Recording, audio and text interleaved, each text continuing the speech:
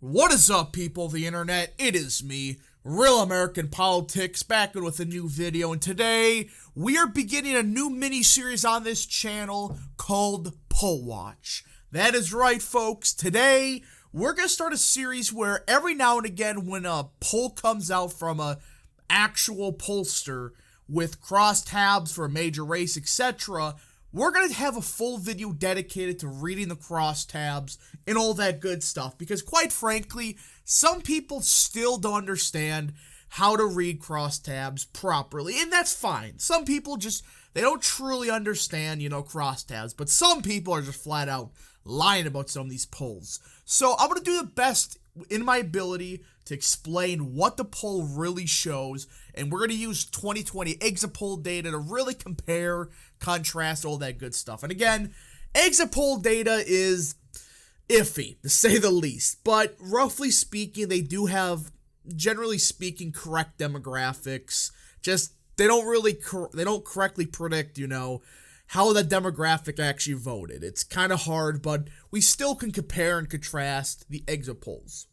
Now, before I forget, of course, I hope you enjoy these type of videos.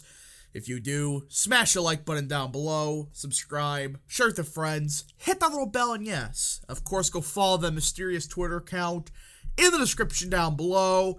And also join the channel. That is right, folks. For just 10 cents a day, you can join Real American Politics. I recommend you do it. Help support the channel.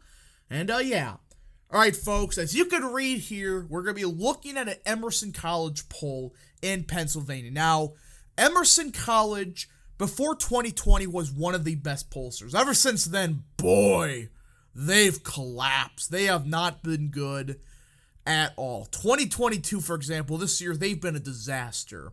Now, again, they're still a trustworthy pollster. I just have questions. So we're going to be taking a deep dive into their recent Pennsylvania poll that, surprise, surprise, shows this race a lot more competitive than some people thought it was. Who was the certain person that said these races were going to be more competitive than people thought, if not more favorable to Republicans? A certain person that's speaking right now. I knew for months, and anybody with a brain knew, yeah, this race was going to be a lot more competitive, the Pennsylvania races, if not, possibly lean Republican for one of the races, the governorship. And of course, this poll kind of confirms that.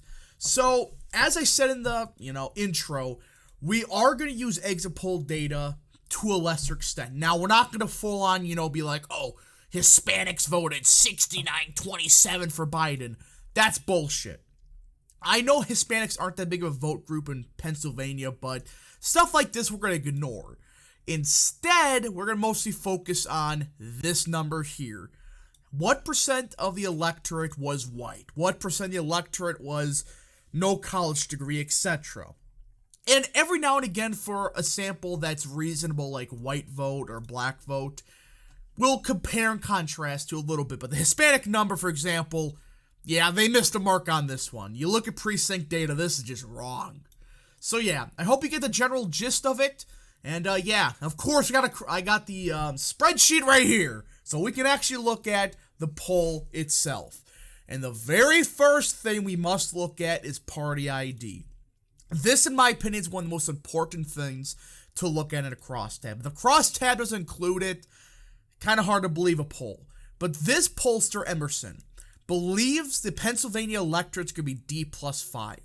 That means, 41.3% of the electorate's Democrat, 36.6% is Republican. That means, 41 minus 36, about D+5. That is wrong. This is the issue with the poll immediately. Why? Scroll down here. Where is it? Here. No matter how you voted today, do you usually think yourself as a Democrat, Republican, or Independent? 41% of the electorate was Republican. 19% was Independent. Already, you could see this was an R+1 electorate. Now, people are going to say, oh, well, they asked party registration. Yes, but here's the problem.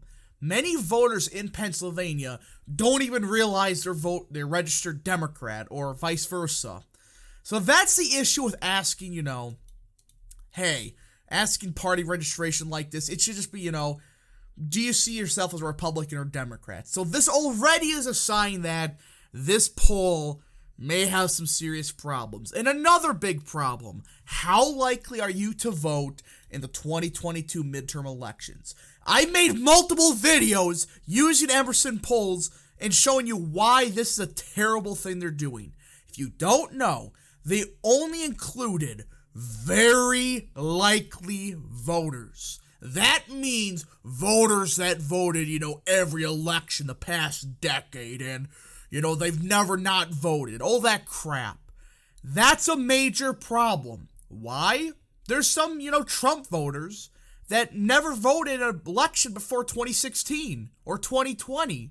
And they get screened out because, they didn't vote in enough elections. This is a major problem with a lot of these polls.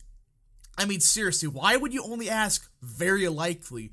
You're just screening out more and more of the Trump vote.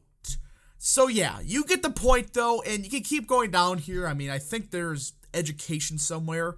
Let's see, right here. This is another problem, all right? So 60% of the electorate's, no college degree. That's actually about correct. Around 60% of Pennsylvania will be, no college degree this fall. Right here, maybe 62% because of, turnout and stuff.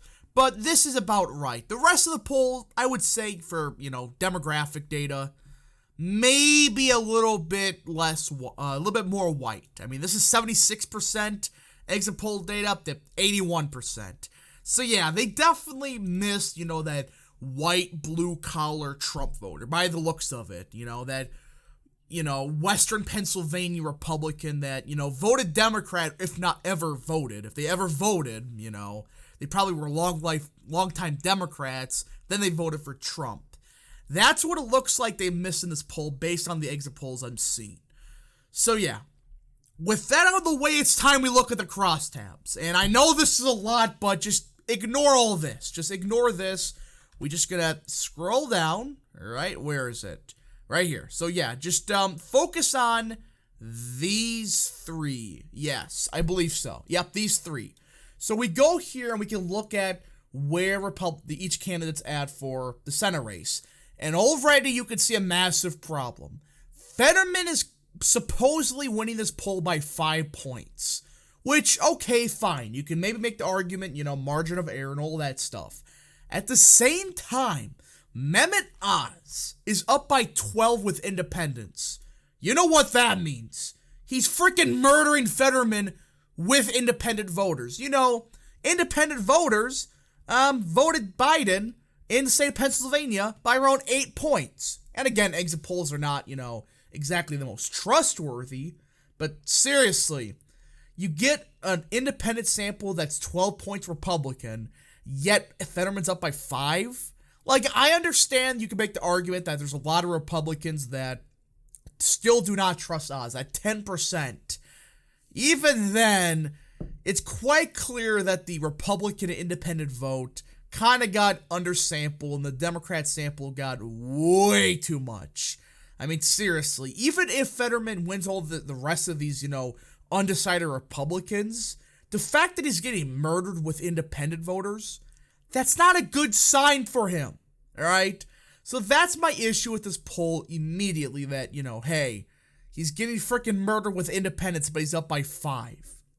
And I think a very similar thing, yeah, look at this. Same thing with the governor's race right here. Look at this. Mastrano's winning independents by, 16? Yet he's down by 3. Yet he's also up with Republican voters by the same margin. Oh, okay, the same margin as Oz. So he's doing the identical numbers with Mehmet Oz, with Democrat and Republicans, but doing even better with independents, yet still only up by 3.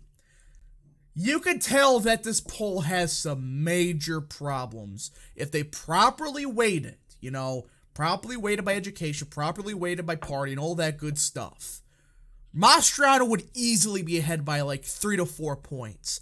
Oz, that's the question mark. His problem is, you go over here, is he's having a problem with the base. There's still a lot of those undecided Republicans that they just do not trust him whatsoever. Hey, here we go. So that's the problem I'm seeing, all right? And you look at the rest of this, I mean, we can look at the crosstab action. This may be a bit easier to see. So yeah, it looks like that, you know, Oz is actually doing a bit better with Republicans than I thought he was, and also winning independents by 12. Yet he's losing. You see why I'm telling people that, you know, this poll has some serious problems, and quite frankly, when you really look at it, when you weigh it by all this good stuff, Republicans are probably winning both these races. The Senate race probably by like a half point or so. The governor's race probably by 2 to 3. If they're winning independents by 16, yeah, no. Even if Republicans lose like 20% of Republican voters, you can't mathematically, you know, lose the state if you're winning independents by 12. You just can't. So you start looking at everything, folks. It appears that, just like I've been saying, Republicans are kind of, I would say, favored to win the governorship. And the Senate race is a toss-up, but I do think as the election goes by, Oz is going to become a favorite towards the end. Based on what I'm seeing. I mean, this is just based on the data. I mean, you don't win independents by 12, yet somehow lose the election by 5 in a state like Pennsylvania. That's not necessarily, you know, possible realistically. Anyways, folks, I hope you enjoyed this video. If you did, smash the like button down below, subscribe, share it to friends, hit that little bell, and yes, of course, go follow that mysterious Twitter account in the description down below. And, yeah, also join the channel. That is right, folks. Just do what you got to do to join the channel today. Thank you so much for watching. We'll see you guys in the next video. Godspeed to all of you.